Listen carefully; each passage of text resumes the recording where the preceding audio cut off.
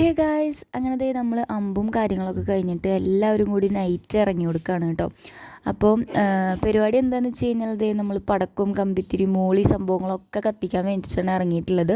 അപ്പോൾ നമ്മുടെ ഫ്രണ്ടിൽ കൂടെ അമ്പൊക്കെ പോയിട്ടുണ്ട് കേട്ടോ. തേരും അമ്പും നമ്മുടെ അമ്പൊക്കെ പോയിട്ടുണ്ട്.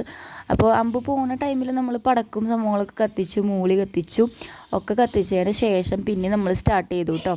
ഒരു നൈറ്റ് ആവാൻ വേണ്ടി വെയിറ്റ് ചെയ്യായിരുന്നു. അപ്പോഴേക്കും ഇതേ നമ്മൾ മൂളിയൊക്കെ കത്തിച്ചു തുടങ്ങി. അപ്പോൾ മൂളി കത്തിക്കുന്നുണ്ടപ്പോൾ നമ്മുടെ അമ്പ് ഇങ്ങനെ മെല്ലെ മെല്ലെ പോകണം കേട്ടോ. നമ്മുടെ ഫ്രണ്ടിൽ തന്നെ അമ്പുണ്ട്. അപ്പോൾ ഓരോ എന്താ പറയുക പാട്ടും സംഭവങ്ങളൊക്കെ വെച്ചിട്ട് നമ്മൾ ഡാൻസും കളിക്കുന്നുണ്ട് കേട്ടോ അതിൻ്റെ ഒപ്പം തന്നെ. അപ്പോൾ എനിക്ക് മൂളി കത്തിക്കാനൊന്നും എനിക്ക് അങ്ങനെ വലിയ പേടിയൊന്നുമില്ല കേട്ടോ. പേടിയുള്ളത് പടക്കം സംഭവങ്ങളൊക്കെ കത്തിക്കാനാണ്. അതുകൊണ്ട് നമ്മൾ ആ ഒരു ഭാഗത്തേക്ക് പോകാറേ ഇല്ല. അപ്പോൾ നമ്മൾ 4 മൂളിയൊക്കെ വെച്ചിട്ടാണ് കേട്ടോ കത്തിക്കുന്നത്. അപ്പോൾ അതിനൊക്കെ ഒരു ചെറിയ പേടിയുണ്ട്. ഒരു മൂളി കത്തിക്കുന്നതും 4 മൂളി കത്തിക്കുന്നതും നല്ല വ്യത്യാസമുണ്ട് കേട്ടോ.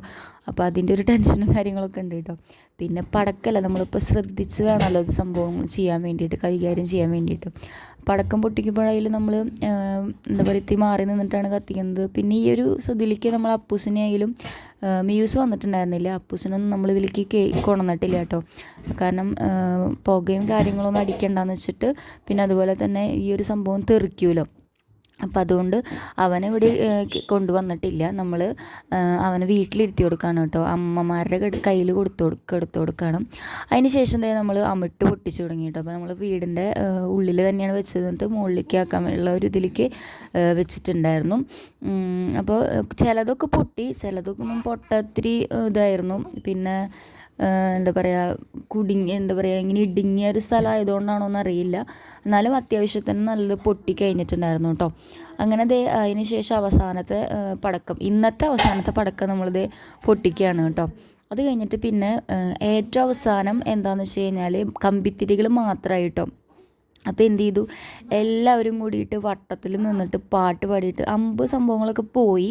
അപ്പോൾ എന്നാലും കുഴപ്പമില്ല, നമുക്ക് വായോണ്ട് പാടാലോ വെച്ചിട്ട് നമ്മളെല്ലാവരും ഉണ്ട് കേട്ടോ. പാരൻസും പിള്ളേരും എല്ലാവരും ഉണ്ട്.